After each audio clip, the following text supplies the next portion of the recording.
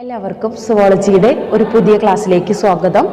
നമ്മൾ ഇന്ന് സുവോളജിയിലെ മൂന്നാമത്തെ ചാപ്റ്ററാണ് എടുക്കുന്നത്, സ്ട്രക്ചറൽ ഓർഗനൈസേഷൻ ഇൻ എനിമൽസ്. നമ്മുടെ chapter 3 structural organisation in animals. ജന്തുക്കളിലെ രൂപഘടന. എങ്ങനെയാണ് ജന്തുക്കളിലെ രൂപഘടന ഉണ്ടാക്കിയിരിക്കുന്നതെന്ന് നമുക്ക് നോക്കാം. In unicellular animals, all functions like respiration, digestion, etc. are performed by a single cell. Unicellular organisms all functions like respiration, digestion, etc. are performed by a single cell. In multicellular animals, same functions are carried out by a group of cells called tissue. അപ്പോൾ unicellular എനിമൽസിൽ functions ആയിട്ടുള്ള respiration, digestion etcetera are carried out by a single cell. ഒരു single സെല്ലാണ് അത് ചെയ്യുന്നത്. But in multicellular animals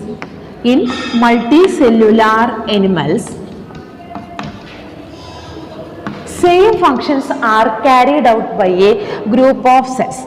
Same functions are carried out by a group of cells called tissue. Group of cells called tissue. അതിനെ എന്ത് പറയും? Tissue എന്ന് പറയാം. അപ്പോൾ ടിഷ്യൂ എന്ന് പറഞ്ഞാൽ tissue is A group of cells having common origin and perform A common function. ഒരു common ഫങ്ഷനും common ഒറിജിനും ഉള്ള ഒരു ഗ്രൂപ്പ് ഓഫ് സെൽസിനെയാണ് നമ്മൾ എന്ത് പറയുന്നത്? ടിഷ്യൂസ് എന്ന് പറയുന്നത്. അപ്പോൾ group of cells are organised to form tissue. എങ്ങനെയായിരിക്കും? Common origin and common functions. അപ്പോൾ ഇതിൻ്റെ പ്രത്യേകത കോമൺ ഒറിജിൻ ഉണ്ടായിരിക്കും, common function. Tissues are organised to form organs. Example പറയുകയാണെങ്കിൽ സ്റ്റൊമക്, ലിവർ, അതൊക്കെ എന്താണ്? ഓർഗൻസിന് എക്സാമ്പിളാണ്. ഇനി organs are organised to form organ system and perform a function. അപ്പോൾ organs are organised to form a function.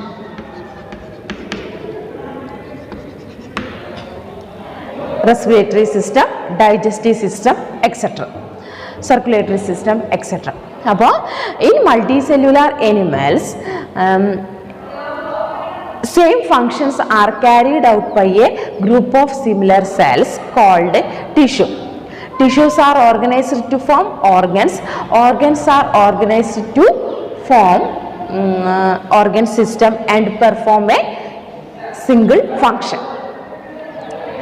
On the basis of location and functions, tissues are divided into 4: epithelial tissue, connective tissue, muscular tissue and neural tissue.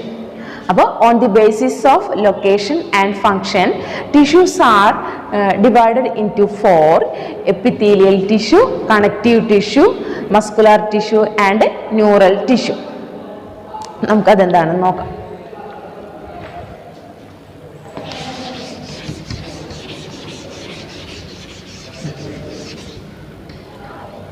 On the basis of location and function,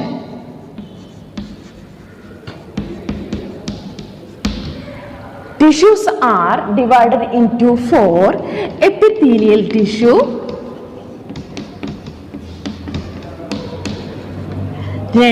connective tissue,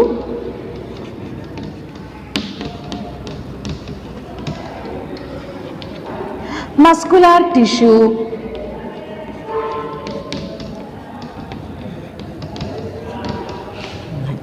neural tissue.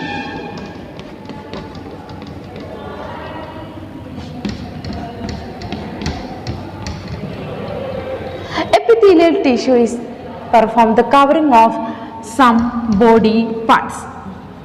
Covering of some body parts.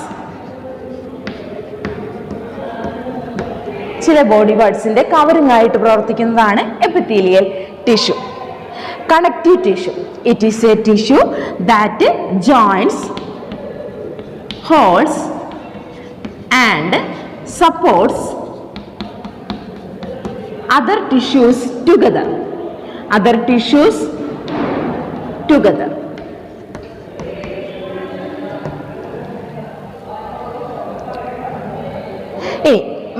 Next, muscular tissue. It is a tissue concerned with the movement of body parts and the locomotion of animals. It is a tissue that concerned with the movement of body parts and locomotion of animals. Locomotion of animals. Next വരുന്നത് neural tissue. It is a specialized tissue that receiving and transmitting messages and information in the form of nerve impulse. It is a specialized tissue receiving and transmitting information and messages in the form of nerve impulse. That tissue is called neural tissue. അപ്പോൾ on the basis of location and function, tissues are divided into 4. Epithelial tissue. Epithelial tissue is the covering of some body parts. Next, connective tissue. It is a tissue that joins, holds and supports the other tissues together. Third one, muscular tissue. It is a tissue concerned with the movement of body parts and locomotion of animals. Next, neural tissue. It is a specialized tissue that receiving and transmitting messages and informations in the form of nerve impulse. ഇനി ഇവയുടെ types, എത്ര types ഉണ്ട് ഓരോ tissue എന്ന് നമുക്ക് ഒന്ന് നോക്കാം.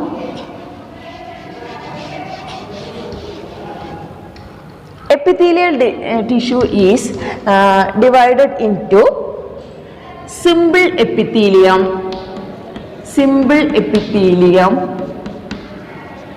and compound epithelium. Simple epithelium and compound epithelium. Epithelial tissue is divided into simple epithelium and compound epithelium.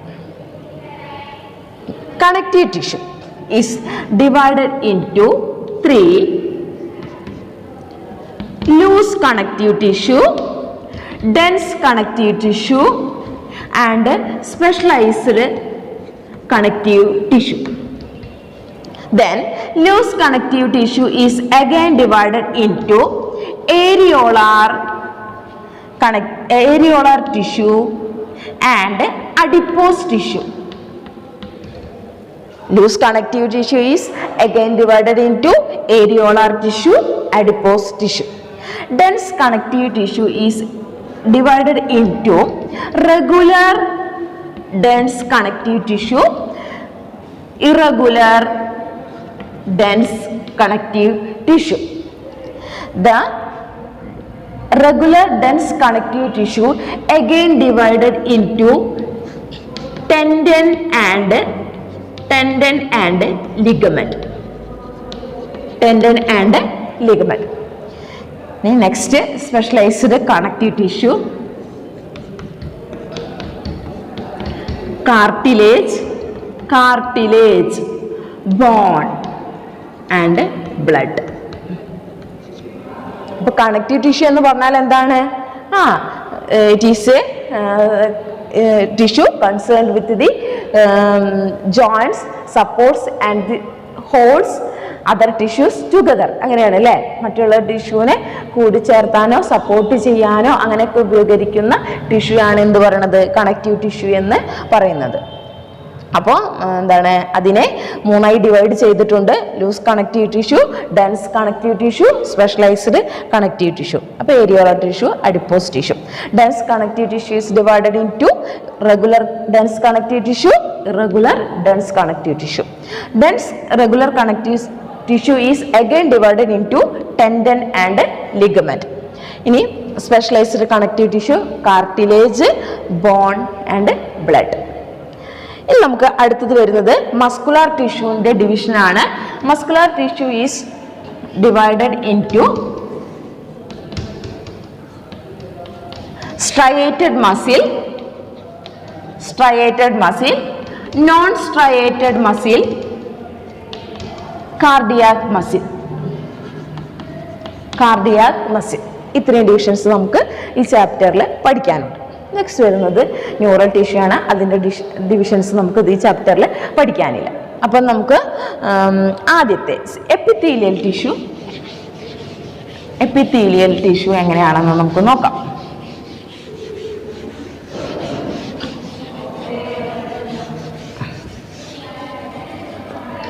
Epithelial tissue is divided into simple epithelium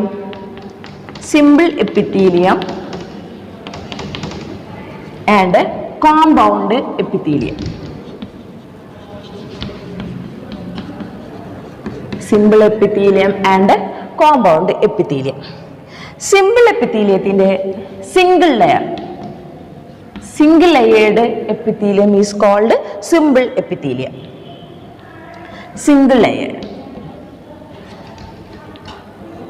Compound epithelium is composed of more than one layer or multi-layered epithelium ആണ്. multi-layered epithelium. ഇനി അടുത്തത് simple epithelium. ഇത് വരുന്നത് function, secretion,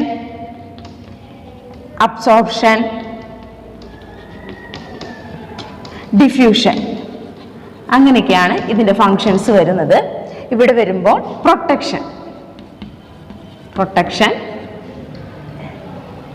protection against chemical and mechanical stresses. അത്രയാണ് ഇതിൻ്റെ functions വരുന്നത്. ഇനി compound epithelium cells കാണുന്നത് dry surface of skin, moist surface of buccal cavity,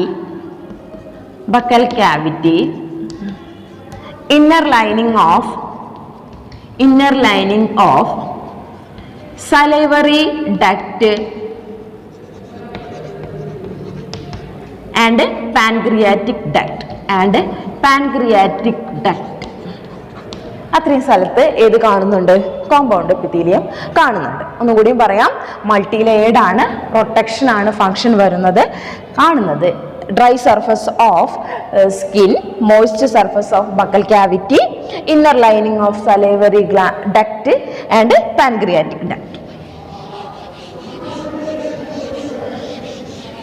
ഇനി നമുക്ക് സിമ്പിൾ എപ്പിത്തീലിയം എന്താണെന്ന് നോക്കാം. സിമ്പിൾ എപ്പിത്തീലിയം എന്ന് പറഞ്ഞാൽ എന്താണ്? സിംഗിൾ ലെയേർഡ് ആണ്.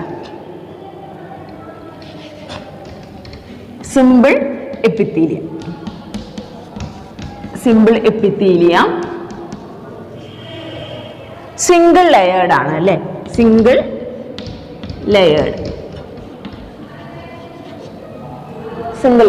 Epithelium. Simple epithelium is divided into three. Squamous epithelium, cuboidal epithelium and columnar epithelium. അപ്പോൾ squamous epithelium, cuboidal epithelium, columnar epithelium. ഇനി സെൽസിന്റെ ഷേപ്പ് പറയുകയാണെങ്കിൽ single layer of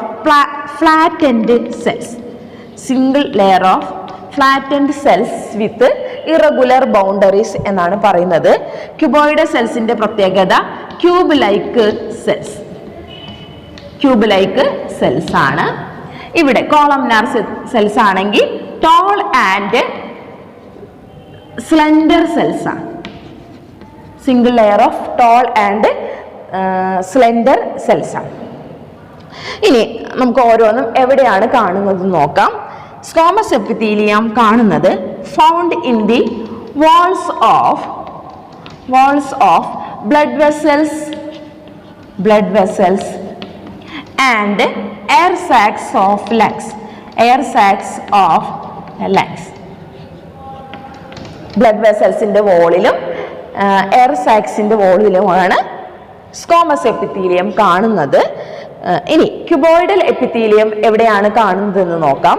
cuboidal epithelium കാണുന്നത് ducts of glands and tubular parts of nephron.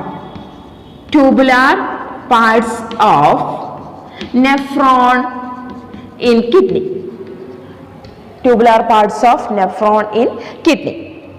In lining of columnar epithelium കാണുന്നത് lining of intestine and stomach കാണുന്നത്.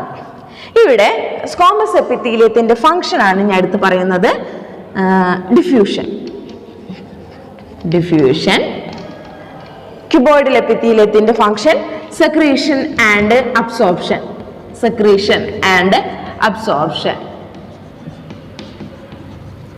Columnar എപ്പിത്തീലിയത്തിന്റെ function വരുന്നത് diffusion.